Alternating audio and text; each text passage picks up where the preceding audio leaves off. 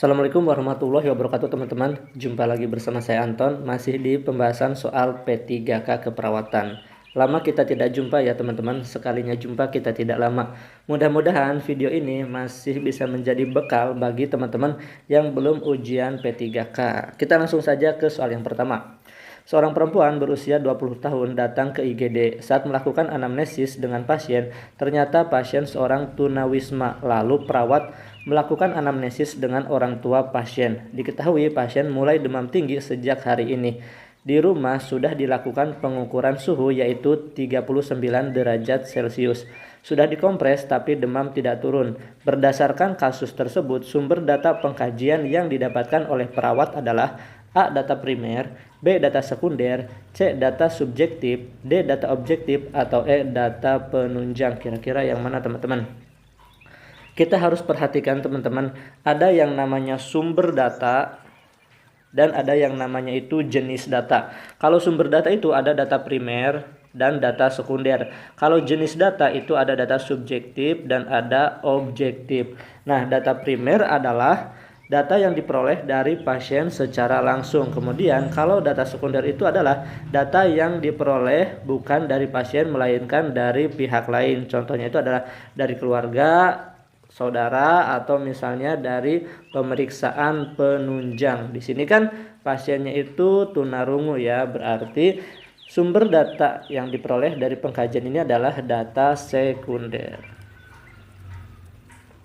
Kalau data objektif dan subjektif itu termasuk ke jenis data ya, jenis data.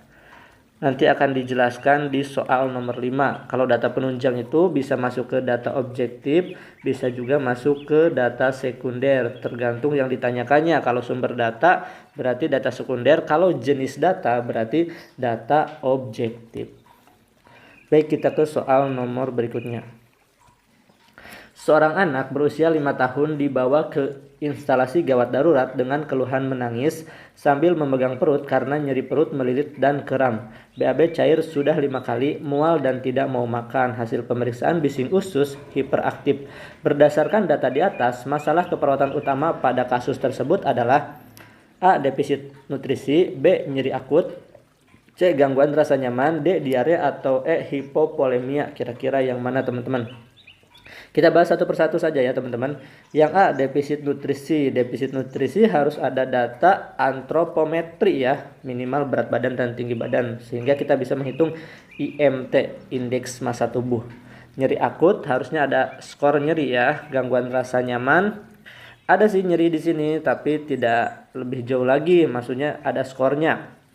Kalau lebih lengkapnya ada PQRST ya buat nyeri itu. Gangguan rasa nyaman juga bukan utama ya, jawabannya adalah yang diare ya. Oke, jadi kalau diare itu adalah pengeluaran feses lunak dan tidak bermassa. Batasan karakteristiknya sendiri adalah nyeri abdomen, kram, kemudian bising usus hiperaktif, serta mengalami buang air besar dengan frekuensi lebih dari 3 kali. Di sini kan ada perut melilit, kemudian kram, BAB-nya konsistensinya itu cair. Kameranya di sini ya, jadi kalau saya ke sini ada tangan saya. Kemudian ini sudah 5 kali ya frekuensinya, dan bising ususnya hiperaktif. Jadi jawabannya adalah diare.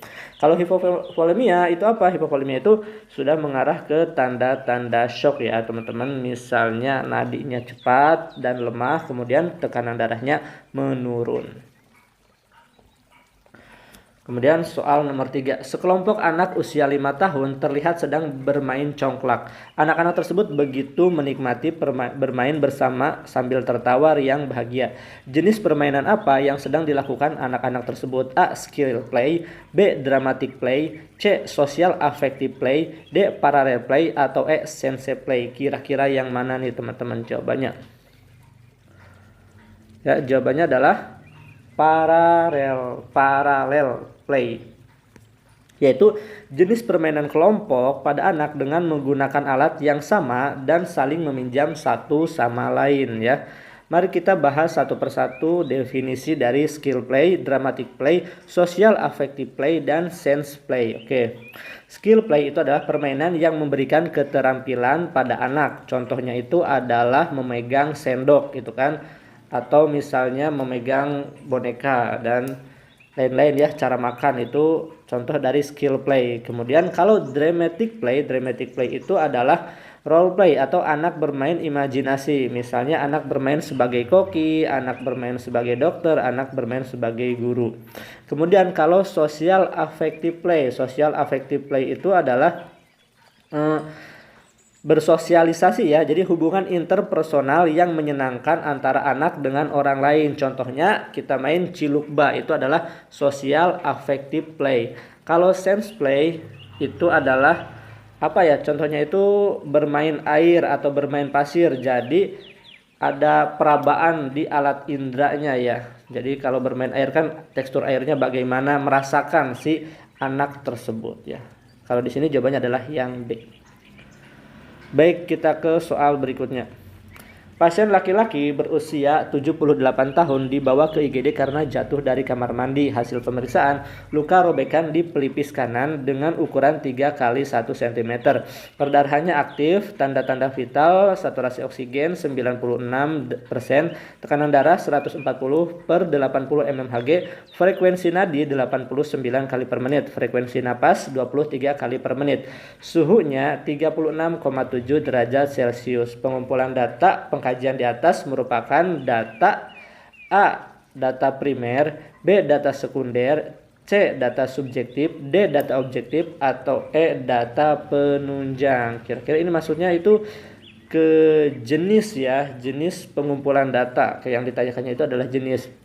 Nah, kalau jenis pengumpulan data berarti ada dua ya teman-teman, ada subjektif dan ada objektif. Data subjektif itu adalah data pengkajian yang diperoleh dari hasil anamnesis pasien dan keluarga. Kemudian kalau data objektif itu adalah data pengkajian yang diperoleh dari hasil pemeriksaan pada pasien, seperti tanda-tanda vital, hasil laboratorium, hasil observasi perawat, dan lain-lain. Maka di sini jawabannya adalah data objektif yang D. Kita lanjut ke soal nomor 5. Oke. Seorang anak berusia 8 tahun datang ke poliklinik anak dengan keluhan mata batuk dan pilek. Perawat akan mengukur berat badan anak tersebut. Berapa berat badan ideal pada anak tersebut? Baik, di sini data yang kita tahu, data awalnya itu adalah usia 8 tahun. Berarti kita menggunakan rumus berat badan ideal antara umur 1 sampai 10 tahun.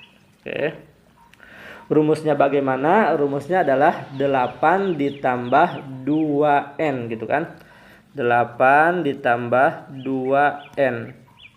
Nah, N-nya itu apa? N-nya itu adalah usia anak. Usia anaknya 8 tahun. Berarti 8 ditambah 2 dikali dengan 8 sama dengan 8 ditambah 16. 8 ditambah 16 adalah 24. Oke, jawabannya adalah yang B. Ya, baik teman-teman, itu saja yang bisa saya sampaikan. Mudah-mudahan ini bermanfaat bagi teman-teman yang mau ujian dan semoga lulus P3K tahun ini. Ini videonya gak saya edit-edit ya.